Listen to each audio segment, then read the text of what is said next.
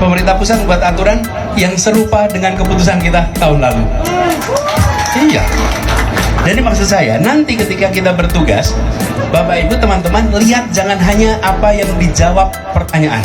Karena pertanyaan itu bisa dijawab untuk memuaskan perasaan sang penanya. Oke? Tapi yang Anda harus lihat adalah rekam jejaknya gimana. Kalau rekam jejaknya tidak mencerminkan itu, nggak akan bisa terlaksana. Nah,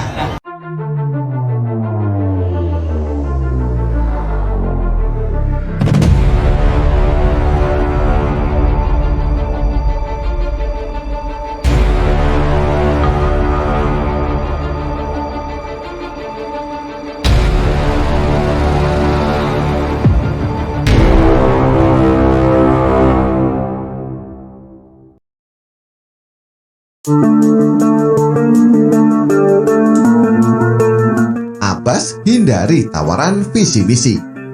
Adakah kaitannya dengan visi gagal dibuktikan di Jakarta? Ditulis oleh Ruskandi Angga Wirya. kami ingin sampaikan, dan ini yang kami tawarkan, Pak.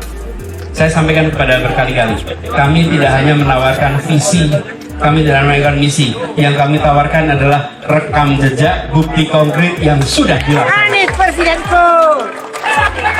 Karena kalau visi misi bisa ngarang, makin terampil ngarang, makin keren kelihatannya. Ya, banget.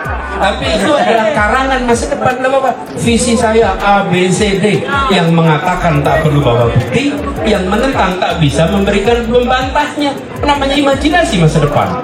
Kalau rekam jejak itu hal yang senyatanya sudah dikerjakan. Jadi itu yang kita bawa. Penolakan Anies yang fenomenal di Makassar sepertinya dijadikan alasan para pemadu sorak untuk menebar kebencian kepada pihak yang mereka anggap sebagai lawan. Taruhlah Said Didu. Sebagaimana disebut, ada korelasi penolakan itu dengan sponsor kunjungan Ganjar di kota yang sama sebelumnya. Mengingat kunjungan Ganjar Pranowo ke Makassar tanpa ada hambatan. Lalu Didu menyimpulkan merekalah yang bertanggung jawab dalam unjuk rasa penolakan terhadap Anies yang fenomenal. Sementara itu, kunjungan satu-satunya baca pres yang telah dideklarasikan itu ternyata tetap melakukan kegiatan safari rasa kampanye di Sulawesi Selatan dan bahkan digambarkan mendapat sambutan meriah. Adakah tujuan tertentu meniupkan cerita penolakan itu demi menuai simpati? Wallahu alam. Yang patut menjadi sorotan kita adalah justru pada taktik curi start yang jadwal KPU saja baru dimulai pada tanggal 14 Desember ini. Berarti ada calon kontestan yang melakukan kegiatan sebelum waktunya. Kami ingin sampaikan, dan ini yang kami tawarkan, Pak.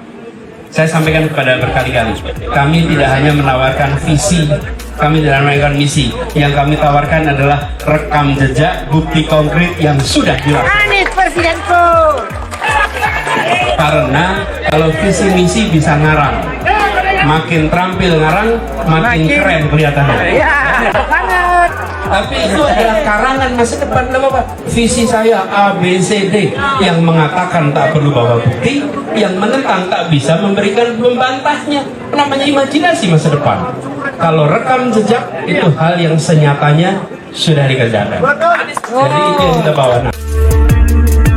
Narasi yang fenomenal sepertinya sangat bangga dengan pencapaian versi dirinya selama ini.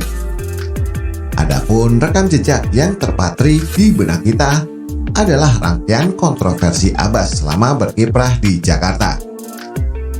Mulai dari menggelontorkan uang rakyat untuk event tak berefek positif seperti ajang Formula E, lalu OKOC yang juga hanya merupakan catatan peserta namun tidak tampak aktivitasnya.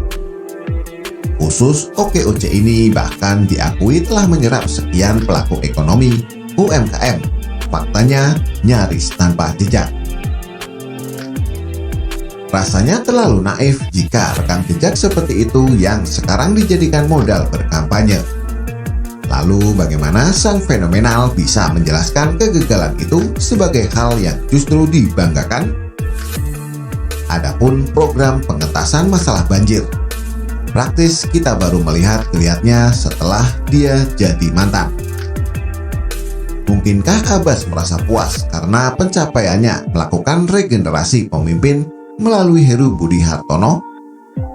Kalau demikian, seharusnya yang layak bangga justru sosok yang mengangkatnya menjadi pejabat gubernur, bukan?